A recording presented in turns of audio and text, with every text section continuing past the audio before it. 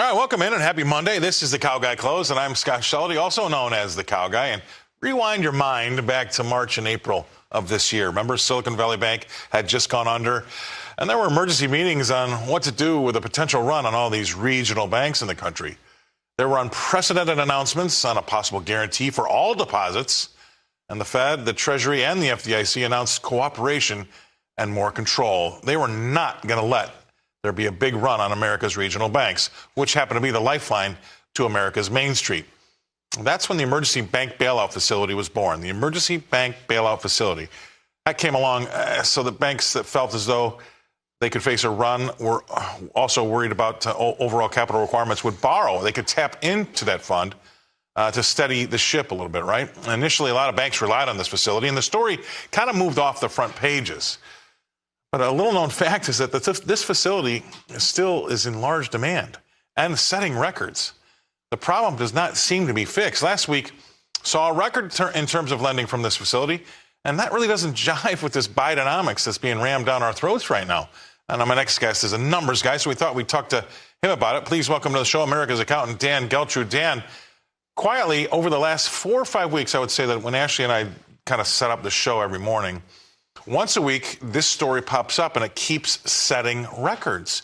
America's regional banks keep tapping into this fund, and it says to me that we're not getting the full story here. Well, this reminds me of the TARP funds, right, that were available back during the financial crisis. Good point. So those were funds that were set up in terms of loans from the government to banks to make sure that they didn't get too far out over their skis when things were a bit tight in the banking industry.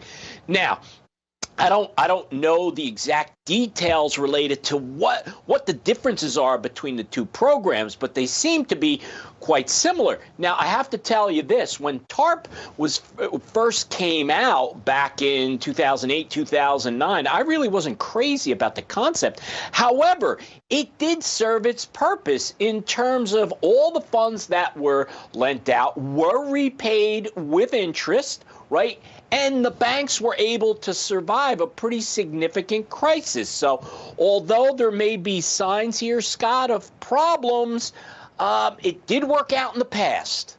Okay, well, hopefully that's a good judge of the future. But a couple of things maybe have changed since 2008, 2009. I think one of the bigger ones is that the government really is, they have no control over a sudden run on a bank. No bank, actually, in this day and age can handle a run because it used to be that you had to stand in line and you could maybe shut the bank down or whatever. Now it's all online, and you can't tell what bank is struggling or not. And all of a sudden, Monday morning they're fine, Wednesday afternoon they're not. I think that's different. And also, I do know that, with what we've got going on with the interest rates and how Silicon Valley Bank went down because of that, they had a duration problem with their investments. That hasn't gone away, and we're still raising rates. Well, that is the key right there, Scott, right? So what really caused this stress were the interest rates because, quite frankly, banks got caught in a situation where they were lending long-term at lower rates and were taking in deposits at higher rates. So that's the perfect storm that they got caught in. Now look, the regulators are the ones that are supposed to be going through these stress tests with banks to say, okay, in these hypotheticals, if you had interest rates rising, how would the bank perform? And if the bank would not perform well, then you have to make some changes related to your capital reserves and so on to make sure that the bank remains healthy.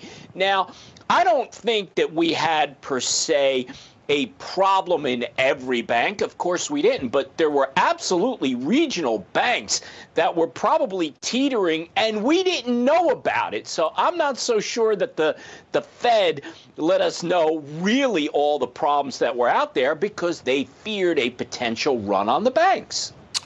Right, and I thought the triple barrel announcement that they came out on some Sunday afternoon, I don't have the exact date, but it definitely was in March, when you had the FDIC stand next to the Treasury, stand next to the Fed.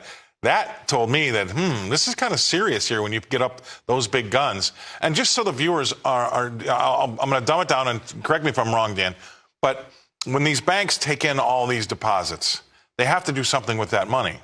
So they all bought short-term treasuries, right, between, say, 3 years and 6 years duration. And when you buy a bond, if that bond goes up in value, that means interest rates came down. But as interest rates go up in value, bonds go down.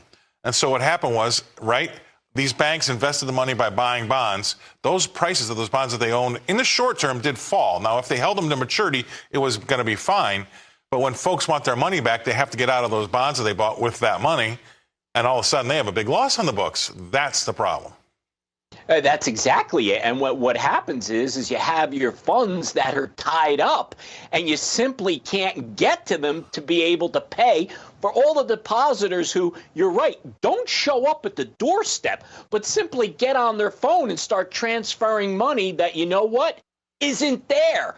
So that's the real risk. And you're right when you said at the top of the discussion, the real danger that we have now from 2008 is that people had to physically go to the bank, and you could shut the doors if you had to. Right. In the world that we live in now, money moves at the speed of thought.